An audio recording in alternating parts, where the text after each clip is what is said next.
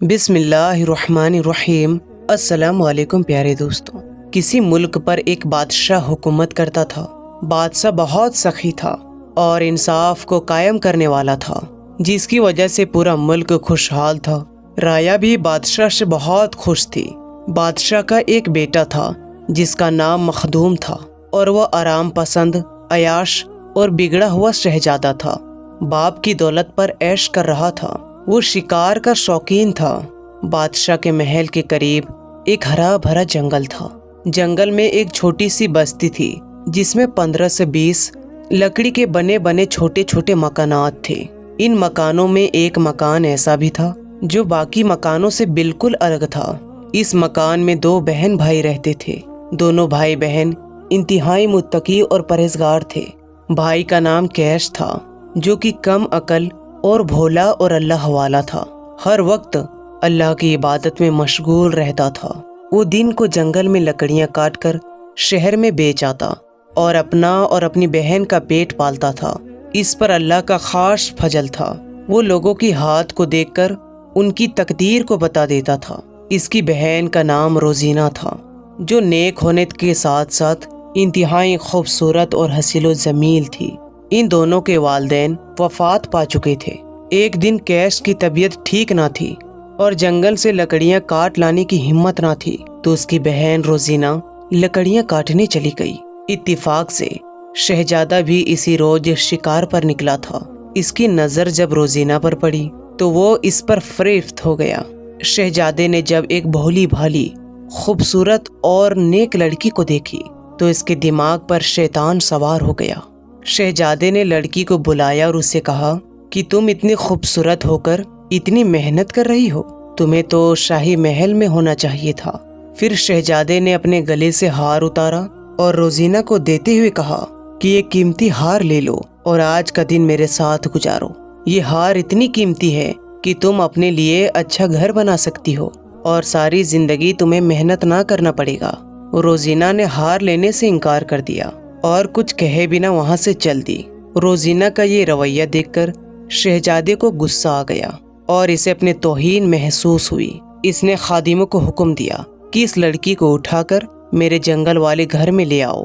شہزادہ اپنے جنگل والے گھر میں پہنچ گیا اور تھوڑی ہی دیر میں روزینہ کو شہزادے کے کمرے میں پہنچا دیا گیا۔ شہزادے نے 3 دن تک روزینہ کو اپنے پاس میں رکھا اور اسے بدفعلی کرتا رہا۔ اس کی عزت کو تار تار کر کے واپس محل کی طرف روانہ ہو گیا اور روزینہ کو وہیں چھوڑ گیا۔ خادموں سے کہا کہ میرے جانے کے بعد اس لڑکی کو مار کر جنگلی جانوروں کے پاس چھوڑ دینا۔ ادھر روزینہ کا بھائی کیش اپنی بہن کو پاگلوں کی طرح جنگل میں تلاش کر رہا تھا۔ اسے ڈر تھا کہ کہیں کسی جنگلی جانور نے اسے نقصان نہ پہنچا دیا ہو۔ تلاش کرتے کرتے آخر اسے ایک گھر نظر آیا جس کے باہر گھوڑے موجود تھے۔ وہ دوڑ کر اس گھر کی طرف گیا تو اپنی بہن کی آواز سنائی دی جو کہہ رہی تھی کہ مجھے مت مارو۔ کیس نے پتھر اٹھایا اور دوڑ کر اندر گیا تو دیکھا کہ 2 سپاہی تلوار تان کر کھڑے ہیں اور روزینہ کو مارنے ہی والے تھے کہ کیش نے سپاہی کو پتھر مارا جو اس کے سر میں لگا۔ پتھر لگنے سے سپاہی نیچے گر گیا۔ دوسرا سپاہی کیس کی طرف بڑھا تو پیچھے سے روزینہ نے تلوار اٹھا کر سپاہی کے پیچھے سے وار کیا تو وہ بھی وہیں گر کر مر گیا۔ کیش اپنی بہن کو زندہ دیکھ کر خوش ہوا، مگر یہ اس کی حالت کو دیکھ کر وہ پریشان ہو گیا اور پوچھا بہن تم کہاں تھی اور تمہاری یہ حالت کس نے کی؟ تو روزینہ نے ساری بات بتا دی کہ کس طرح شہزادے نے اس کو اغوا کیا اور پھر بدفعلی کی۔ بھائی نے جب یہ سنا تو اس کی آنکھوں سے آنسو جاری ہو گئی۔ اس کے دل سے شہزادے کے لیے بد دعا نکلی۔ وہ اپنی بہن کو لے کر گھر آ گیا۔ ابھی ایک زخم بھرا نہ تھا کہ دوسری پریشانی آ گئی کہ روزینہ حاملہ ہو چکی تھی۔ انہوں نے یہ گھر اور بستی چھوڑنے کا فیصلہ کیا اور جنگل سے دور کسی دوسری بستی میں چلے گئی اور وہاں رہنا شروع کر دیا۔ روزینہ نے 9 ماہ بعد ایک بیٹے کو جنم دی۔ روزینہ اور کیش نے اس کی پرورش کرنا شروع کیا۔ ادھر بادشاہ کا انتقال ہو چکا تھا اور اب اس کی جگہ اس کا بیٹا شہزادہ مخدوم بادشاہ مخدوم بن چکا تھا۔ بادشاہ مخدوم اپنے باپ کے بالکل برعکس تھا۔ یہ عیاش، حسن پرست اور شراب کا رسیا تھا۔ یہ اپنی رعایا کا مطلب پرواہ نہ کرتا تھا اپنی عیاشی میں مست رہتا تھا۔ اس نے سلطنت کی خوبصورت لڑکی سے شادی کر لی۔ اس میں سے اس کی یہاں ایک پہلی بیٹی پیدا ہوئی اور دوسری پھر تیسری اولاد بھی بیٹی پیدا ہوئی۔ تو بادشاہ مخدوم پریشان ہو گیا کیونکہ اسے اب بیٹے کی ضرورت تھی۔ اسے اپنا وارث چاہیے تھا، مگر چوتھی اور پانچویں بار بھی اس کے یہاں بیٹی پیدا ہوئی۔ تو بادشاہ مخدوم نے دوسری شادی کر لی۔ پھر دوسری بیوی سے اسے 3 بیٹیاں پیدا ہوئی۔ بادشاہ مخدوم نے تیسری شادی کر لی۔ تیسری بیوی سے بھی 3 بیٹیاں پیدا ہوئی۔ بادشاہ مخدوم فکر مند رہنے لگا۔ اس نے ساری حکیموں اور طبیبوں سے مشورہ کیا اور کہا جو بھی ہو مجھے ہر صورت بیٹا چاہیے۔ شاہی حکیموں نے ہر طرح کا نسخہ، ہر جڑی بوٹی کو آزما لیا، مگر بادشاہ کے یہاں ہر بار بیٹی ہی پیدا ہوتی تھی۔ کوئی علاج، کوئی دعا نہیں کام کر رہا تھا۔ یوں کرتے کرتے بادشاہ نے 11 عورتوں سے شادی کر لی اور بادشاہ کو اب تک ان 11 بیویوں میں سے 50 بیٹیاں پیدا ہو چکی تھی، مگر بیٹا ایک بھی نہ پیدا ہوا۔ سلطنت کے حالات دن بر دن بگڑتے جا رہے تھے۔ رعایا کا زندگی دن بر دن تلنزگی کا شکار ہوتا جا رہا تھا۔ سلطنت کی دولت طاقتور لوگوں کے ہاتھوں میں آ گئی تھی۔ غریب بھوکے مر رہے تھے اور دیگر ملکوں کے ساتھ تعلقات بھی خراب ہوتے جا رہے تھے۔ سلطنت کی فوج بھی بادشاہ کی طرح آرام پسند ہو گئے تھے، مگر بادشاہ مخدوم کو اس کی پرواہ نہ تھی۔ اسے تو بس یہ پریشانی تھی کہ میرے یہاں بیٹا پیدا کیوں نہیں ہو رہا۔ مخدوم کو بادشاہ بنے 25 سال کا عرصہ گزر چکا تھا۔ وہ فکر و غم اور مسلسل شراب نوشی سے بوڑھا ہو چکا تھا۔ اس کی اولاد پیدا کرنے کی طاقت ختم ہوتی جا رہی تھی۔ ادھر روزینہ کے دل میں بدلے کی آگ بھڑک رہی تھی۔ وہ اپنے ساتھ ہونے والی زیادتی کا بدلہ لینا چاہتی تھی۔ اس نے اپنی بیٹی کی دل و جان سے پرورش کی۔ روزینہ کا بیٹا بڑا ہو کر نیک متقی اور ماں کا بڑا فرمانبردار بیٹا بن گیا۔ جنگل میں زندگی گزارنے کی وجہ سے وہ ایک طاقتور نوجوان بن گیا تھا۔ اس کا نام ارباز تھا۔ روزینہ نے اپنے بیٹے ارباز کو سلطنت کی فوج میں بھرتی کروانے کا فیصلہ کیا۔ ارباز شہر چلا گیا اور فوج کے سربراہ کو اپنی آمد کی وجہ بتائی۔ سربراہ نے اس کا امتحان لینے کا فیصلہ کیا اور اسے آزمائش میں ڈالا، جس میں وہ کھرا اترا اور سب کو اپنی بہادری اور چستی سے حیران کر دیا۔ سربراہ نے اسے فوج میں شامل کر لیا اور اس کی جنگی تربیت شروع کر دی۔ عام سپاہیوں کی نسبت انہوں نے بہت جلد جنگی مہارتوں میں اپنا لوہا منوا لیا اور فوج کے اعلیٰ سپاہیوں میں شامل ہو گیا۔ فوج میں ارباز جیسا بہادر اور تلوار باز کوئی نہ تھا۔ ارباز اتنا بہادر سپاہی تھا کہ 10 لوگوں پر بھاری پڑتا تھا۔ اس نے جلد ہی جان لیا کہ فوج 2 دھڑوں میں بٹی ہوئی ہے۔ ایک دھڑا بادشاہ اور سلطنت کا مخاطب تھا اور دوسرا حامی تھا۔ ارباز نے اپنی ماں کے حکم پر مخالف فوج کا ساتھ دینے کا ارادہ کیا۔ اپنے منصوبے کو پائے تکمیل تک پہنچانے کے لیے اس پر کام شروع کر دیا۔ بادشاہ مخدوم کو ارباز کی بہادری کا خبر ملی تو اس نے اسے اپنے دربار میں بلایا اور اس کی بہادری اور مہارت کو سراہتے ہوئے اسے فوج کا لیڈر بنا دیا۔ ارباز نے بادشاہ کے چہرے سے اندازہ لگا لیا کہ بادشاہ بہت پریشان ہے۔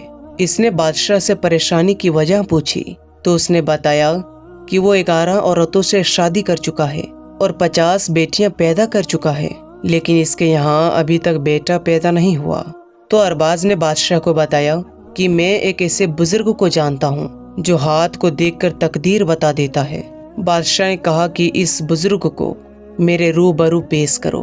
سپاہی بزرگ کے پاس گئے تو بزرگ نے بادشاہ کے پاس جانے سے انکار کر دیا اور کہا کہ جسے ضرورت ہے وہ خود میرے پاس آئے۔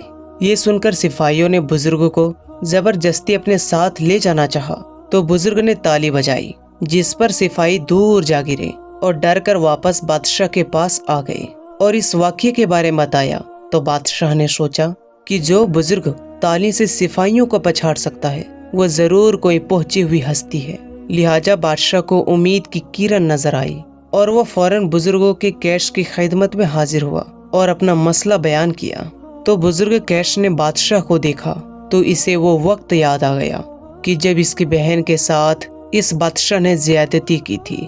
کیش ایک مقتدی اور پرہیزگار اور عبادت گزار انسان تھا، لہٰذا اس نے بادشاہ کو دھتکارنے کی بجائے اس کا استقبال کیا और उसका हاتھ دیکھا اور بس اتنا کہا کہ تیری ہاتھ کی لکیریں بتاتی ہے کہ تیرا خون ہی تیرے بعد تیرا جانشین بنے گا۔ بادشاہ نے پوچھا کہ میرا تو کوئی بیٹا پیدا ہی نہ ہوا ہے، میری 11 بیویاں اور 50 بیٹیاں ہیں، لیکن بیٹا کوئی نہیں۔ وہ قیس بزرگ نے کہا کہ میں تمہاری تمام بیویوں کی ہاتھ کو دیکھنا چاہتا ہوں۔ بادشاہ نے اپنی تمام بیویوں کو بلایا۔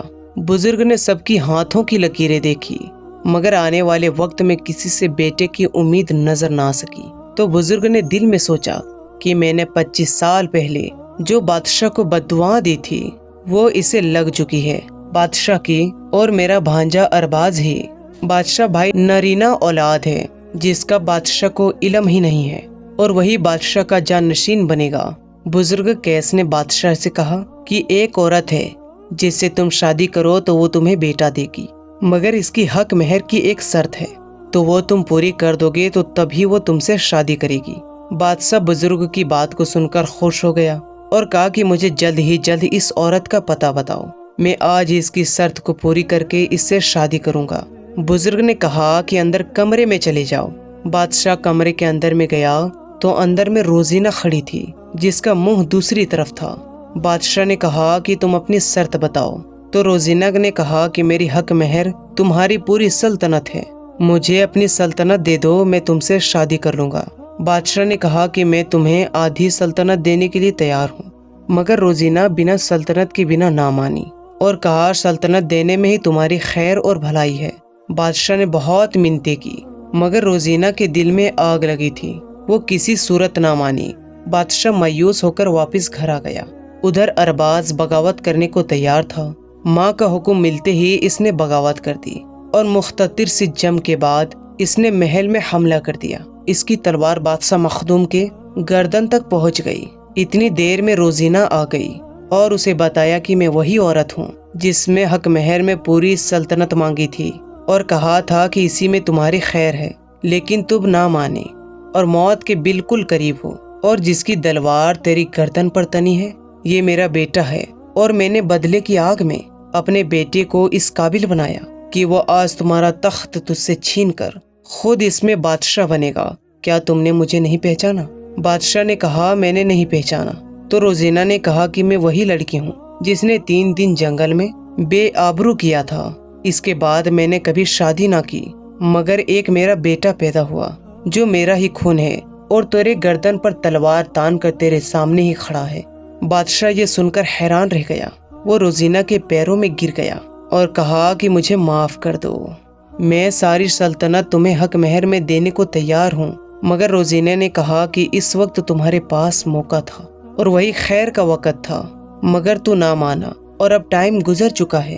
روزینہ نے ارباز کو اشارہ کیا اور ارباز نے بادشاہ کی گردن اڑا دی، اور پھر اس کی ماں نے تخت پر بادشاہ بنا کر بٹھا دیا، اور کچھ عرصہ میں ہی پوری رایا اور سلطنت پھر سے طاقتور اور عمل اور خوشحال میں جیون گزارنے لگے، کیونکہ ارباز ایک نیک اور فرما بردار، انصاف پسند اور سخی بادشاہ تھا۔ تو میرے پیارے دوستو، اگر آپ کی ویڈیو پسند آئی ہو تو ویڈیو کو لائک ضرور کریں، اور ابھی تک آپ نے شیئر نہیں کیا تو ضرور شیئر کریں۔ پھر ملیں گے ایک اچھی اور نئی ویڈیو کے ساتھ، تب تک کے لیے السلام علیکم، اللہ حافظ۔